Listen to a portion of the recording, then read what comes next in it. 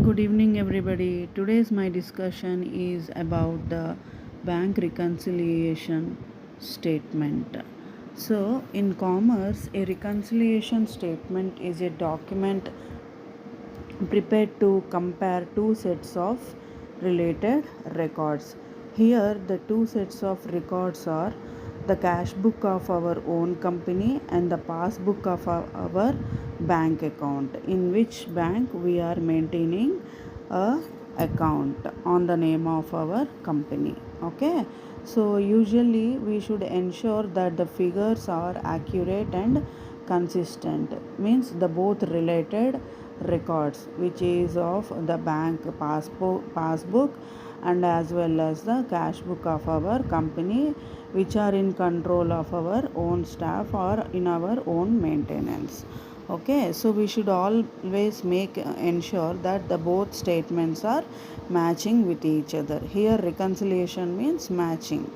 Okay, so specifically, if we want to define bank reconciliation statement, a reconciliation statement is a statement prepared to find out the causes of differences between two related accounts or statements and to reconcile their balances.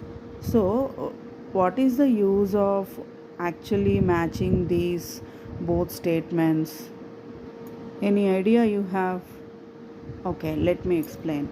So, the purpose of preparing these statements is to ensure that there is accuracy in our records and also to detect errors or frauds. So, errors are clerical, it could be clerical mistakes, but what about frauds? Intentional frauds, how we need to detect? By checking our statements periodically. Okay, and also to provide a true financial position of our company, and finally to keep books up to date. So for all these reasons we have to always reconcile our statements with passbook or nowadays bank statements, okay, with our cash book. So, when this need occurs, actually, now we discussed about the purpose of reconciliation statements. But when we need actually, so when there is a difference between the passbook and the cash book, okay, so the differences arises due to these reasons. Check when checks issued but not yet presented. Okay, we issue checks to our creditors, right? So for those people we issue checks, but if they are not drawing cash as from the bank account as per the given date, then we have to match with the passbook, right? So at that time we have to adjust our cash book as per the passbook balance. Also, when checks deposited but not yet credited, means here our debtors paid us checks. So on that date itself we deposited in our bank. So the same date we update our cash book saying that we already deposited. So we believe that the cash got into our account.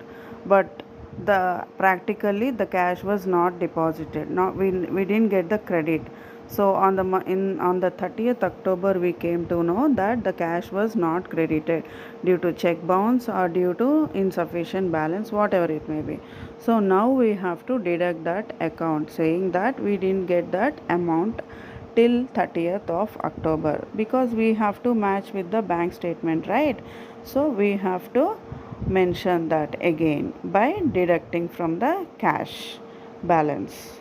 So here again about another transaction, which is bank interest credited. We are adding to cash balance. Why we are adding here? Every week according to the transactions of that company. If it is a very big company, they used to go daily their bank. There will be a specific person who will attend daily or weekly or on monthly basis according to the turnover of the company. Okay, so in such cases the bank will be sometimes charging interest upon their loans, or the bank used to give some interest upon their deposits. Say for 2 crores, if they are getting 2 lakhs amount or 20,000 according to the bank rates, then they will be directly crediting to their account, right? But these people didn't get the information. Then they have till that time the cash cash book will not be updated. Once if they go to the bank, then they can get the information, and then they will be updating according to the passbook, right? So in those cases also they have to make adjustments. And again, in the case of errors or omissions in the cash book or bank statement, at that time also they have to do the adjustments as per the passbook. So let us discuss with a detailed example here. So if we take an example here, this is a bank reconciliation statement as on so and so date, and particulars column will be there, and amount. So amount, this is as per the cash book we are taking. Okay, so this is balance as per cash book here. We mentioned on the top of the table. And here we have only 4 transactions because I am taking only for example, for instance. Okay, so checks issued but not presented. That means in the month of October, on 1st of October, suppose we issued checks to our creditors, feeling that they will be drawing within a week, but even after 25 days they have not drawn that amount. Say suppose it could be 60,000. Okay, as we already issued that check, what we have done in our cash book, we deducted that amount from our balance. Okay, so 60,000 we deducted. Now on the 31st October, we came to know that they have not yet drawn that amount. So what we have to do now, we have to add, because we have to always match with the passbook of the bank, means bank statement. Okay, either we can call it as passbook or bank statement. So we have to understand rule of thumb, which is our cash book always should match with balance, bank statement, okay, as per their balance. So now we have to add that 60,000, because our bank book is showing that we still having that 60,000 in our balance, right? So we have to even change our cash ledger according to the bank statement. So that is the reason we have to add here. Okay, and then another transaction is bank interest credited. So in those days people used to go to the bank, and then only they could get the information. Okay, but nowadays we can get immediately the notifications, but in those days they used to go and collect the information. That is the reason whenever they get information, then only they could make an adjustment in their cash books. So now if they got information that in the month of October, on the 15th date, they got interest, okay, on their specific company's deposits, it got credited to their account already. But now they got information when on 30th October they got that information that 2 lakhs of amount got credited upon their deposits. Now they have to add that balance to the cash ledger, which is to the same in the column of balance as per cash book. They have to add this bank interest of 2 lakhs here. Okay, I'm not mentioning here any numbers, but you just think in that way. Okay, imagine. And then if we have to go to another 2 transactions, which are checks deposited but not yet credited.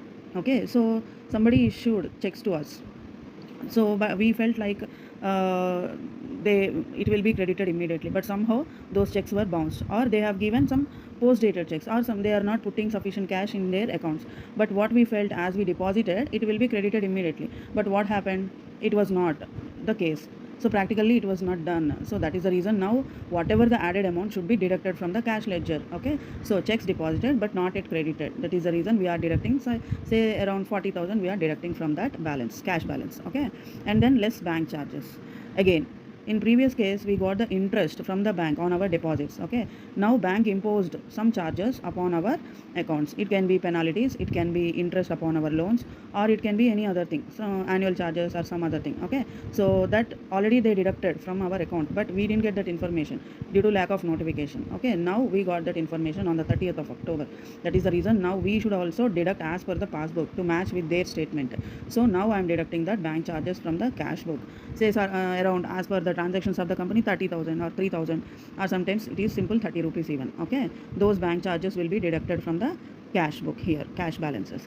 So finally, after adding the above 2 transactions and after deducting these below 2 transactions, we will be arriving to the balance, which is as per bank statement. Because why we mention this footnote here as bank balance as per bank statement, because we made adjustments as per the bank statement, right? That is the reason we have to mention it as a footnote. Okay, footnote, or it can be any normal note. Okay, remarks. So that's all for today. If you feel it is useful, please share with your friends. Thanks a lot.